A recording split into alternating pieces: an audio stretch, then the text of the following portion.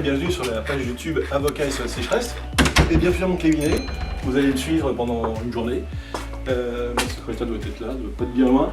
Je vais vous la présenter au fur et à mesure. On va ranger dans le dossier. Allez là-bas. Les en dessous nos dossiers de catastrophes naturelles. Allez, on va filer à mon bureau. Alors, première chose que je fais un avocat tous les jours, c'est commencer par voir ses mails, ce qui est arrivé toute la nuit, toute la soirée, et traiter les mails du jour. Alors, ça va être un travail un peu administratif, mais c'est nécessaire pour essayer d'être actif avec nos clients. Ok. Écoutez, j'attends vos pièces et puis on en reparle. Allez, à bientôt. Au revoir. Alors, tous les jours, je réponds au téléphone de mes clients, naturellement, sur mon téléphone fixe ou sur mon portable. Et puis, je suis appelé régulièrement pour des dossiers de catastrophes naturelles. Par des gens un peu désespérés. On regarde ensemble, je les écoute tout d'abord, et puis on regarde ensemble ce qu'on peut faire, ce qui nécessite souvent qu'ils me transmettent leurs pièces, à savoir leur titre de propriété, leurs conditions générales de contrat, d'assurance, leur déclaration de sinistre, les rapports éventuels qu'ils ont pu avoir, plus ou moins, parce que souvent les assureurs opposent le fait que les rapports leur appartiennent, ou en tout cas les experts d'assurance ne les communiquent pas spontanément. Parfois on est obligé de mettre en demeure les assureurs pour les avoir, ce qui en dit long sur l'opacité de la façon dont ils ont travaillé.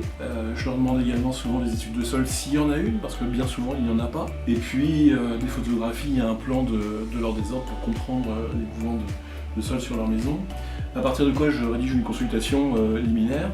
Et puis lorsqu'ils sont d'accord, comme mon client avec qui je viens de raccrocher, eh bien, en fait, je demande à ma secrétaire d'ouvrir un dossier, de leur envoyer une convention d'honoraires, une facture et un RIB pour qu'on puisse travailler et commencer à enclencher le dossier. Et naturellement, à réception de toutes leurs pièces, eh bien, je transmets le dossier à ma secrétaire qui l'ouvre et puis on part tout de suite, bien souvent en référé.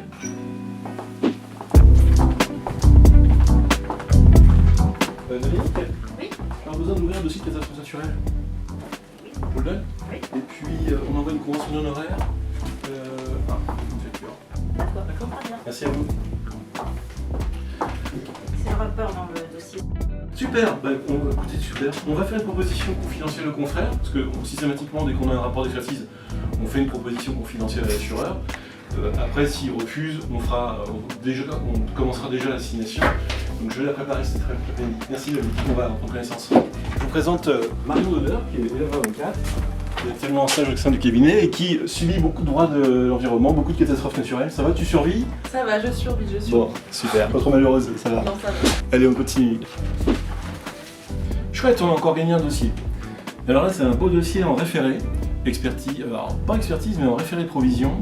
Ça faisait depuis 2018 que mes clients y étaient, on est en 2021. Les clients ont suivi pas moins de 5 arrêtés de catastrophes naturelles, avec inondation, mouvement de terrain, sécheresse, mouvement de terrain. Les experts d'assurance étaient mis d'accord avec l'expert d'assuré.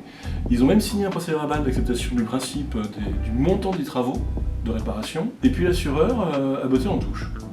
Et bien là, je viens d'obtenir sa condamnation en référé provision à 202 000 €. Et je suis très content pour les clients parce que ça va pour moi pouvoir permettre de faire des travaux chez eux et de réparer convenablement leur maison et de leur permettre de reprendre une vie normale. Voilà, je vais envoyer cette décision d'abord à la signification par huissier et puis je vais également faire un courrier confidentiel à mon confrère pour lui demander s'il entend s'exécuter spontanément ou s'il entend faire appel. Et donc on devrait avoir les fonds peut-être sous 15 jours, j'espère. Et d'ici là, on va mettre le dossier sur surveillance et puis de toute façon on va signifier la décision pour la rendre définitive. Donc ce matin, audience de plaidoirie, référé expertise judiciaire, donc c'est une demande assez commune en matière de catastrophe naturelle. Et puis on va plaider un peu dans la salle d'audience qui est ici à Rouen, page 6, nous sommes dans la salle du Parlement de Normandie.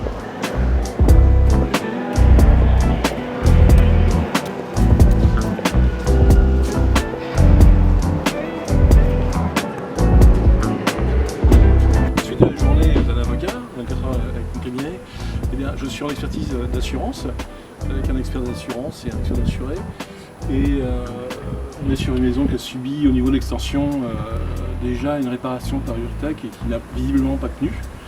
Donc on est en train de visiter l'immeuble avec l'expert d'assurance, de faire le point un peu, de vérifier ensemble qu'il y a eu effectivement un tassement différentiel qui explique les désordres qu'on a sur cette maison.